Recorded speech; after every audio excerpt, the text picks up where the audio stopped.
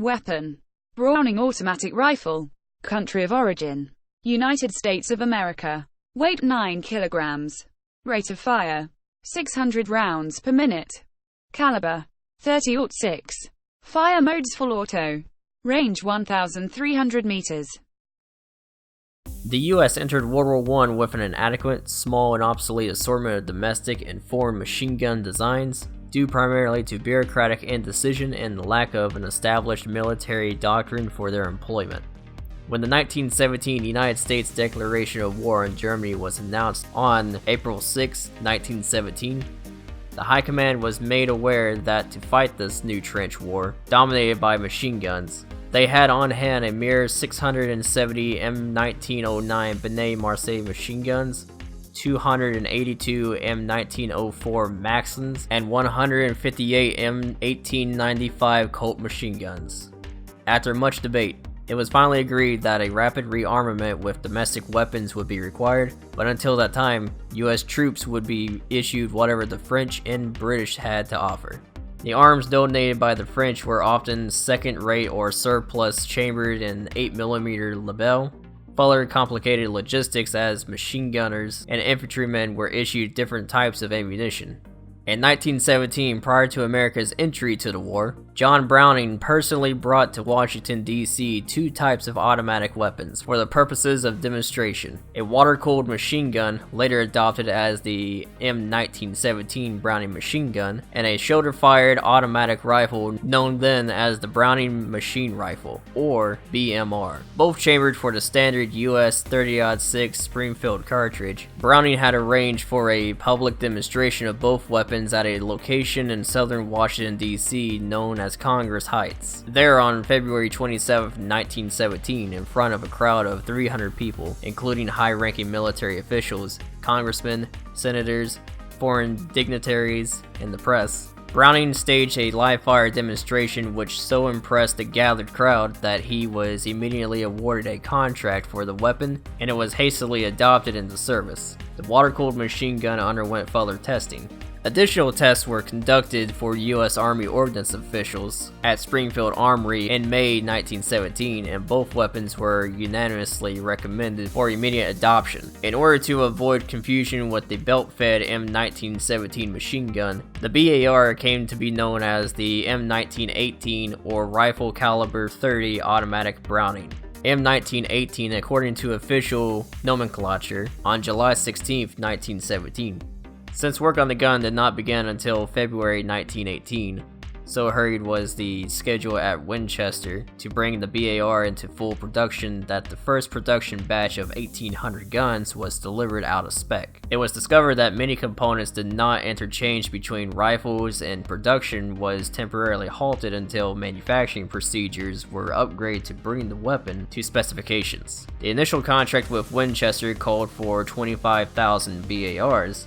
They were in full production by June 1918, delivering 4,000 guns, and starting in July, were turning out 9,000 units per month. In that same month, the BAR began to arrive in France, and the first unit to receive them was the U.S. Army's 79th Infantry Division, which took them into action for the first time on September 13, 1918. The weapon was personally demonstrated against the enemy by 2nd Lieutenant Val Allen Browning, the inventor's son. Despite being introduced very late in the war, the BAR made an impact disproportionate to its numbers. It was used extensively during the Meuse-Argonne offensive and made a significant impression on the Allies. The French alone requested 15,000 automatic rifles to replace their notoriously unreliable Chauchat machine rifle. During its lengthy service life, the BAR underwent continuous development, receiving many improvements and modifications. The first major attempt at improving the M1918 resulted in the M1922 machine rifle, adopted by the United States Cavalry in 1922 as a troop-level light machine gun. Final development of the M1918A2 was authorized on June 30th, 1938. And the weapon's role was changed to that of a squad light machine gun. Although the Colt Monitor version of the BAR failed to interest US civilian buyers in the midst of the Depression, the underworld was a lot more interested. In 1936, their going price for a black market Colt Monitor The Army's M1918 was a favorite of gangster Clyde Barrow, who obtained his examples through periodic robberies of Army National Guard armories in the Midwest, and frequently modified his BAR to suit his own needs. Clyde taught his 90-pound girlfriend, Bonnie, to fire the M1918 as well. Parker used a 1918 on full automatic to pin down unsuspecting law officers after they confronted the gang at a house in Joplin, Missouri.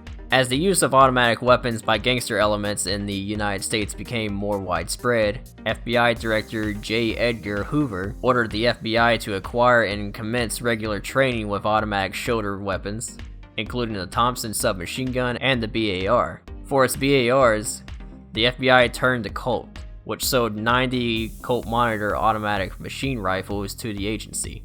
Colt sold an additional 11 Colt Monitors to the U.S. Treasury Department in 1934, while 24 guns were sold to state prisons, banks, security companies, and accredited city, county, and state police departments.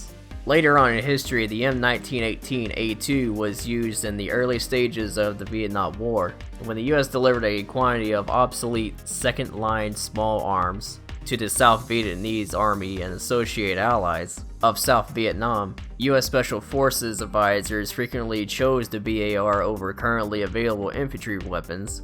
Quantities of the BAR remained in use by the Army National Guard up until the mid-1970s.